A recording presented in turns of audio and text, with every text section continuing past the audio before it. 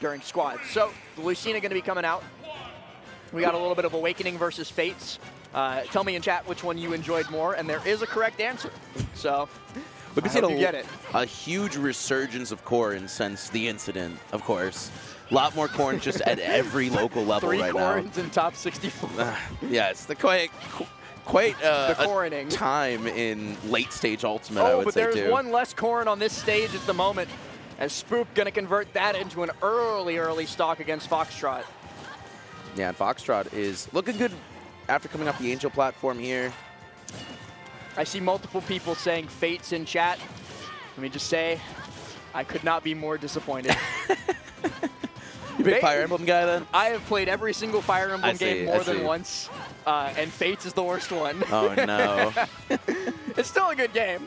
It's, you know, it's like pizza. Even bad Fire Emblem's still pretty good. That's fair. That's fair. It was the wrong answer here.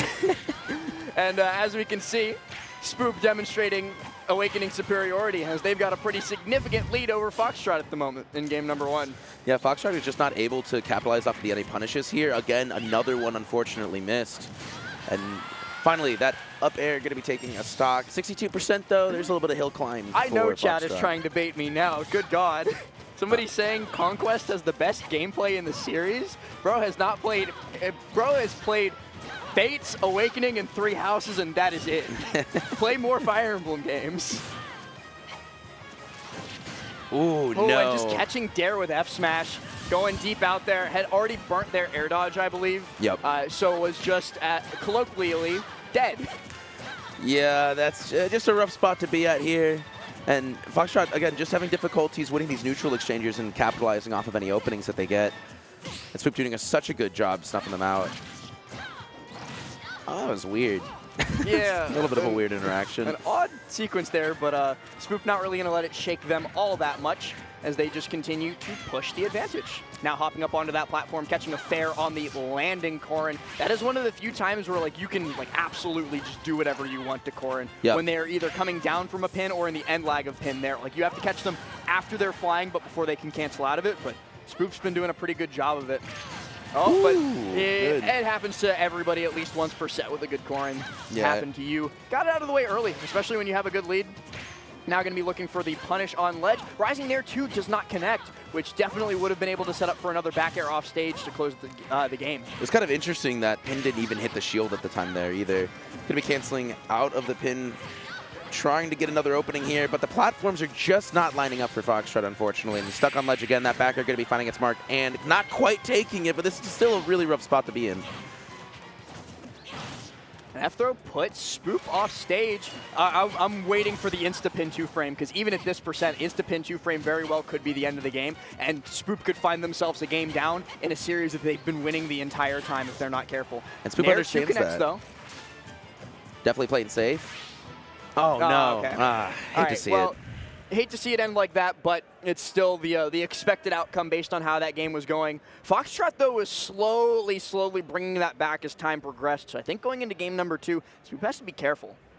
Definitely needs to. Birthday boy. Got to be putting everything into it now. I'm just looking at Fire Emblem opinions in chat. Some people have good opinions. I'll give it up. Somebody saying Fate's gameplay is good, but the story is split apart. That's correct. Fate's gameplay, I'll admit, some of the best the series has had. The gameplay is fantastic. The map construction is great. The harder difficulty modes are good too. The story is awful.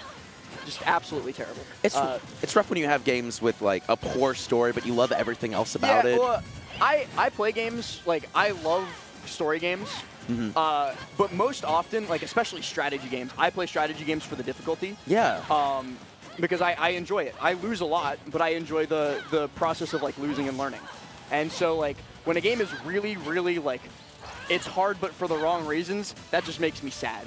Like a couple of the Fire Emblem games, which shall not be named, the harder difficulty modes are just give the enemies more health, let them cheat on damage Those rolls. are the worst Like, types, that's absolute not worst fun. types. Yeah. That's not cool. Yeah, it's super unfortunate. Strategy player, a lot of game devs just don't know how to do AI correctly either. That's the other problem with it. If you can win by just like, because the AI is stupid, that's not great. Yeah. But early stock maybe going the way of Foxtrot here. as they try to position themselves on that left side ledge, actually just retreating to center stage, saying, I would prefer stage control, like the guarantee of stage control for the potential of a ledge trap, and neither one works out for them. But eventually, wow, you're still not dead. But neither That's player. the third time I've been certain that somebody was dead. There Finally. we go. Pin's going to be closing it out here, and Foxtrot finds himself into a lead here. And he's going to be getting a little bit more of a capitalization off of it. This is a different play than what we've seen game one for sure. Spoop positioning themselves here. Oh, and absolutely going to punish the high pop off of the pin cancel. Trying to land with fair. Yep, get that shield out in time. And that's a problem that Spoop has been having a lot so far, is like the rising Nair 2 not connecting, and then they don't really know what to do with themselves off of landing. Oh, I love side B1 into rising aerial to just punish like somebody thinking that they can get out of dodge by jumping. Yeah, and it's just so much pressure right now. I don't think that Foxtrot's been able to touch the ground at oh my all God. that entire stock. And now suddenly it is 2-1, and Foxtrot was looking super strong in this first game, or in the second game. Yeah, I mean, Foxtrot like was dominant for the first 3 quarters of game number 1. The ending of it, Spoop was dominant for the first 3 quarters of game number 1. Foxtrot started to bring it back towards the end, and then game 2 started very even. Now Spoop is just right back to dominating, looking for the deep punish, but not quite able to connect. That would have been absolutely insane to space perfectly around the Dragon Shot and then just get out there and slap him in the face with the Falchion.